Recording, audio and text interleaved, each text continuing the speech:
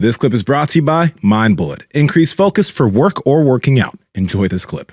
So you're figuring shit out. You live in Austin, Texas now, and you lived there for maybe just a couple months or a year or so? Yeah, so kind of what happened was I decided to do, after my bodybuilding show, I always like to set goals for myself just because I think like if you don't have a goal, you kind of like aimlessly drift. And I kind of apply that to like, if you think of like a ship sailing across the ocean before GPS or anything.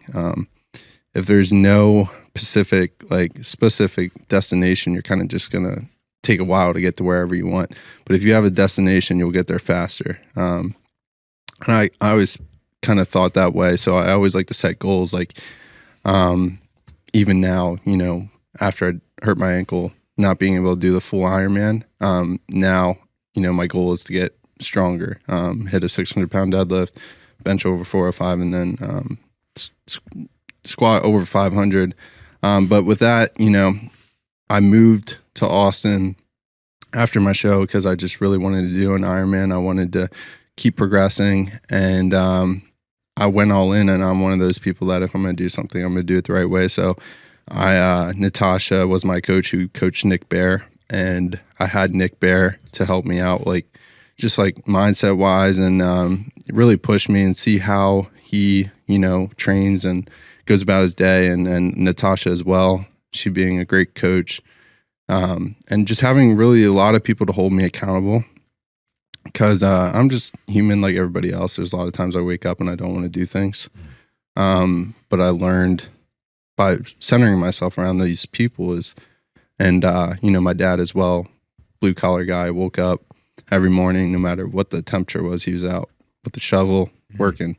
That you just have to wake up every single day and do the little things, and eventually that'll pay off. So yeah, like I moved down to Austin, Texas, full circle, started doing the little things every single day, and not really seeing any progress, and that was tough.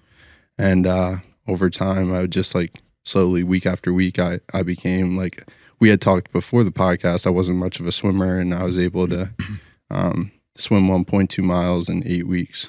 And you didn't swim before that, though? No. That's a wild thing about it, man. Yeah. It was one of the hardest but most transforming parts of my life. It sounds dramatic, but to me, it gave me the confidence because there was a lot of things I used to place barriers on myself when I was younger, and I think a lot of people do that, and they don't realize it. When he was younger. Yeah. It's cute. He's 22 years old. But you're double his age. I know, right? Fuck, I'm pretty close. Damn. But I think there's a lot of things that people tell themselves that they can't do. Yeah. And then they live their entire life like that. For you, what were some of those things when you were younger? Well, a lot of them was I never thought I would ever be, you know, big and strong, which I still don't think that realistically. I don't think anybody thinks they're big and strong. A little bit of dysmorphia doesn't kill anybody. Yeah. But I never thought I'd ever have like somebody like that thought I did anything like remarkable. Yeah. And I don't know. I just kind of like would place barriers of even swimming. That was a big thing. Like I remember I grew up around lakes and stuff, and I would only be able to swim from boat to boat, and I'd panic. Like I'd be like, okay, I got to get to that boat. I'm gonna swim as fast as I can to get there. And yeah, I don't know, just like subconsciously I had these like little barriers that I wasn't always the smartest kid in school. You know, growing up, I listened to the podcast before, and I told you guys, I remember you saying school wasn't always something you were necessarily good at. And that was me. I had to work for it. And, yeah, I just realized that like the barriers that you place on yourself, if you live by those and you don't face them, they're going to like take you over, and you're never actually going to live your life you're supposed to. So for me, I was like, okay, I assessed myself, which is hard to do. I was like, for the bodybuilding prep, I looked at myself and I was like, I have trouble sticking to a diet for a long period of time. I'm going to do that. I did it. 1,400 calories at one point for 2 weeks. And how long ago was the bodybuilding, by the way? That was about 5 months ago. Oh, shit. Yeah. Okay. So I turned around after the bodybuilding show and did the Ironman, half Ironman. But yeah, I looked at the bodybuilding show and I was like, well, I have trouble sticking to a diet. I want to learn how to diet.